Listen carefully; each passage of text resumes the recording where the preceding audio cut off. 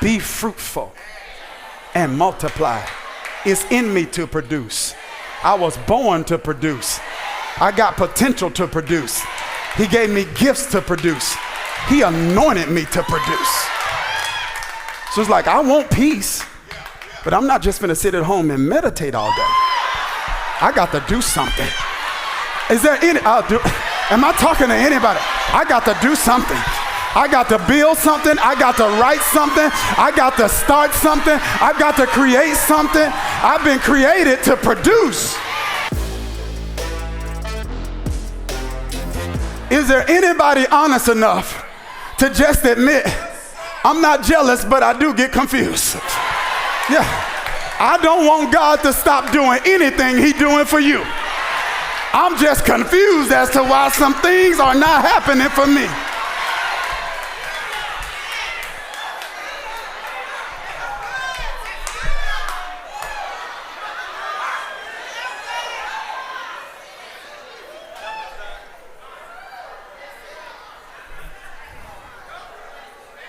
I said, I got to get help. And Trayvon, Billy, it was so discouraging because I had an idea of what I wanted my life to be like, but I didn't have an example that was modeling it.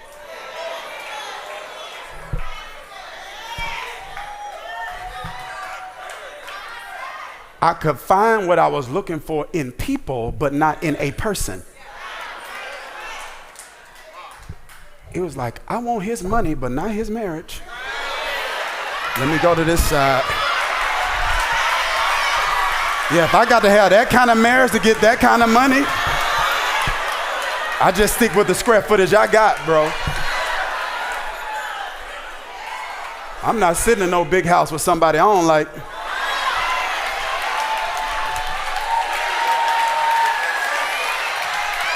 Look at all this square footage, yeah.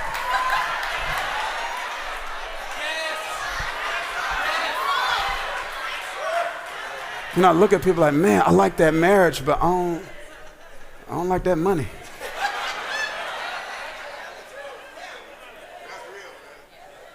It was like, man, I see this person, they really peaceful. I like that. I want that disposition. I want that for my life.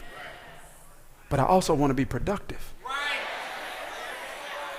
Ontologically, I've been created for fruitfulness.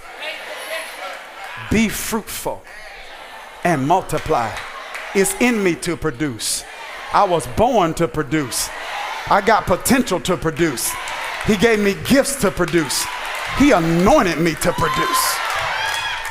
So it's like, I want peace, but I'm not just gonna sit at home and meditate all day. I got to do something. Is there any, am I talking to anybody? I got to do something. I got to build something. I got to write something. I got to start something. I've got to create something. I've been created to produce.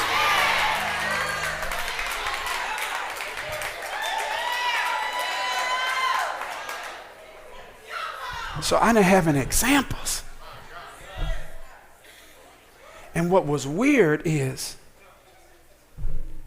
the people I would talk to had normalized being rich in one area and poor in another as a fact of life.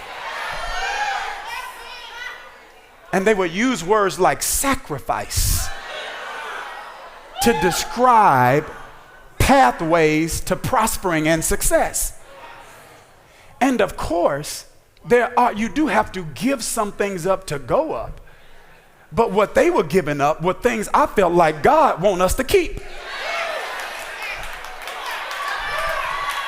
It's like he can't call himself the Prince of Peace and then tell me he'll give me peace that passes my understanding and then tell me I got to give that up to prosper.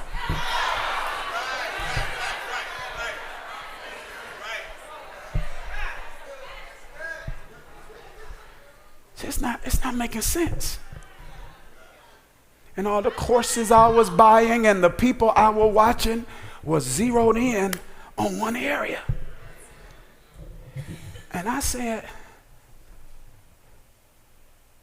I just don't believe it's supposed to be like this. And because I've always had what's called the kingdom consciousness, I'm like, man, I got to go back to the way the Creator originally intended for us to live. So I ain't getting the answers from people. I need to go to the Creator. And I saw something in Genesis 1:28 that's simple yet so profound. It says, and God blessed them and said to them, be fruitful and increase in number, fill the earth and subdue it. I ain't even got time to talk about that. Yeah, fill it.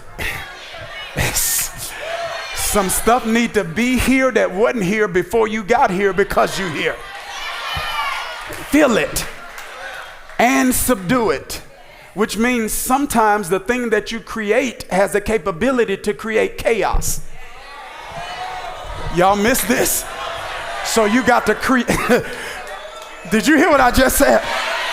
Yeah, chaos often follows creation.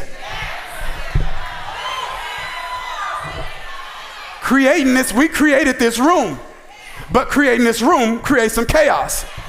Some parking chaos, some logistics chaos, some hosting chaos. So you got to be able to create something that creates chaos and then develop the skill to subdue the chaos it creates.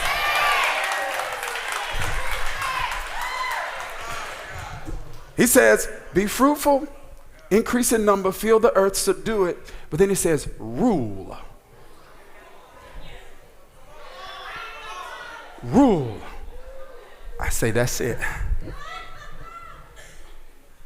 In some people's mind, I'm winning. But winning isn't the same as ruling.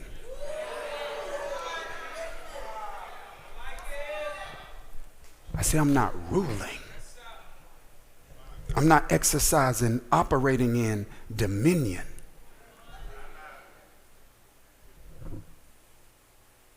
I'm not ruling, so since I'm not ruling, I'm not experiencing human flourishing.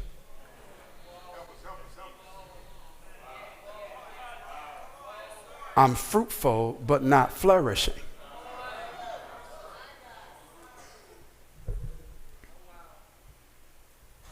What's another word for that? Thriving. I'm winning in some areas, but I wasn't thriving in the areas that matter. Then I got a revelation, man. I could have success and not sacrifice my sanity. I could have fruitfulness and not sacrifice my friends, my family, and my fun. And at this point, I ended up teaching this about 4 years later. At this point, I got a revelation called the principle of exception. And I think about 3 years after this, I taught a series called Water Walkers on this principle of exception. Because I started looking at people in my space and I say, the life I'm trying to have, most of the people in my space don't. So now I can look at them and determine what's possible for me. Or I can say what happens with them doesn't dictate and determine what can happen with me. God can make exceptions. And so this principle of exception was birthed in this season, that just because it's not normal doesn't mean it's not possible.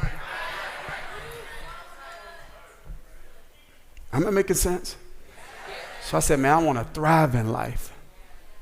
And I wrote this down years ago. Here it is. A thriving life possesses the right peace, the right purpose, the right people, and the right prophet. Right peace, right purpose, right people, and the right prophet. In most spaces, people are rich in some of those areas and poor in some of those areas. I said, I want my cup overflowing in all four.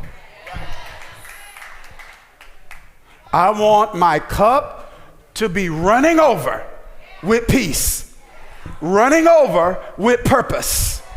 Come on. Running over with the right people. Ooh, Lord, I ain't got time. That's a completely different conversation right there.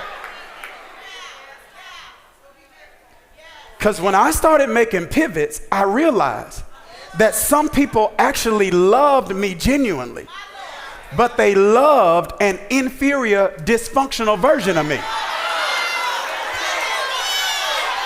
Y'all, I feel this side. I like this side.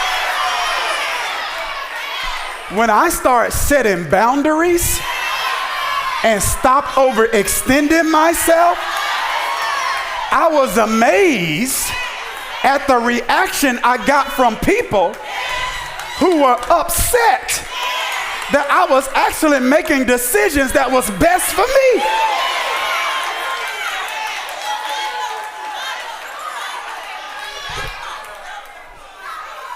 So if my change of season changed your love for me,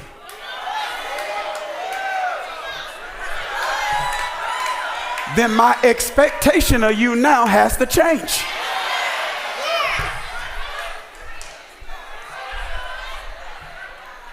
So I went through some things with relationships and started teaching a series on it called Put People in Their Place.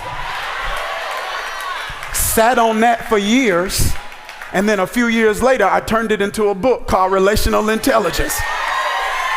Y'all missing. I hope y'all reading what I'm writing, because some of you have seen the stuff that I've done.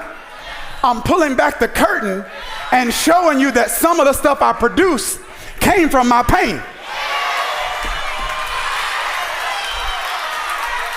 And I need you to make up your mind that you refuse to waste your pain. Oh, I say, I'm gonna go through all of this in relationships. I'm gonna get paid off that. Yeah, I'm gonna take all these lessons that I learned. I'm gonna get paid. Devil, you got to pay me for this pain. I feel something getting ready to break in here. I said, devil, you got to pay me for this pain.